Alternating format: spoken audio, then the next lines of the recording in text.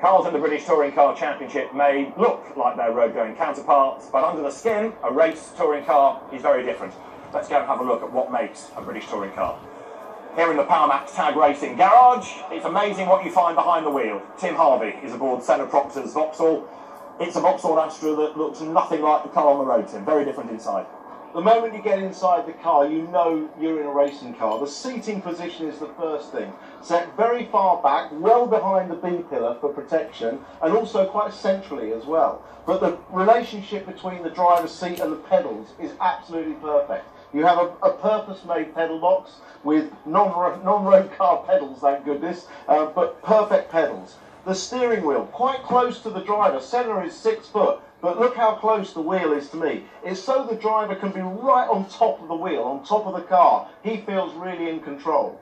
The next thing is the controls on the steering wheel. There's a brake line lock, so you can hold it on the brakes on the start line. There's a radio, obviously, to the team. There's a flasher, get out of the way in qualifying.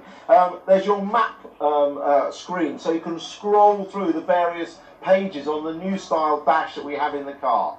Very important for the driver to have handy is the brake bias knob. This is the adjuster to adjust the pressure front to rear on the brakes. Very important in the wet and as the front tyres go off. The rest of it is all air conditioning and DAB radio. Not really, just the essential controls near the driver with his shift lights right in front of his eye line, and of course the sequential gearbox close to the wheel. So that gearbox, not an 8 pattern, it's just pull forward, push back. Pull with the foot flat on the throttle, no clutch, just bang, bang, bang through the gears. So, under the skin, inside, it's all very different. Let's have a walk around the back of the car. You find a Paul O'Neill, who will explain this rear wing, these flared wheel arches. This rear wing, let's start with this, Paul. Does this do anything, or is this actually just for show? No, it's not for show, so it will do something. You'll create a bit of downforce at the rear. All the cars have to run them. It's a Toka part. There are bits here, you've got actually numbers, if the guys can pick it up, 1, 2, 3, 4, 5 on the back here, just saying where you can actually have the wing. Okay. But you can see there's been some adjustments on some of the parts of the car. Some of the guys run a lot of rear wing, some of them don't, like Silverstone with big long straights. I know Senna Proctor's been moving around with it down the big straights and picking up some kilometres an hour, so it does help some drivers, but you'll lose a bit of aero in the corners. But if I'm honest, not a lot when you speak to the drivers. Bodywork itself, yes. Nice flared wheel arches, means the cars get closer for one thing, there's a bit more rubbing, this is all part of the regulations, and to give it that beefier shape.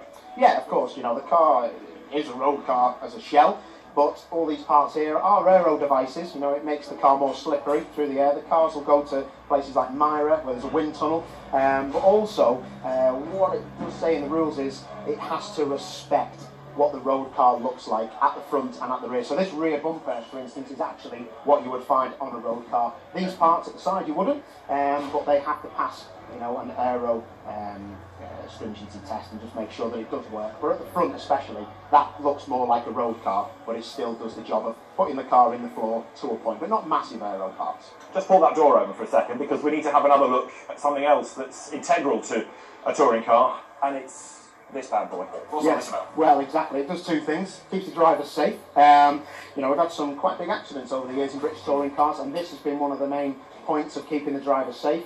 But also, it keeps the shell rigid. You know, for the drivers who are driving it, they want to be safe, but at the same time, it keeps that shell rigid, and that means the car can be a more stable platform, and then you can work around the damping and all the engineering in the car to make it a proper race car. So 2 parts: safety and also rigidity for the actual car itself. And the other thing we talk about a lot is ballast. Now, every car has a ballast box. Yes. Where does that live? Yes, okay, so the ballast box is just in here, and you will see down there, everybody has to run one. Every team has to run one. You can see all the numbers on here. 75 kilos for first place, and running down all the way through the kilos for all the drivers, and the mechanics need to know what goes in there and what it actually is. So that's where it goes. It can't go anywhere else, and that is how a touring car should be, and that's how it is.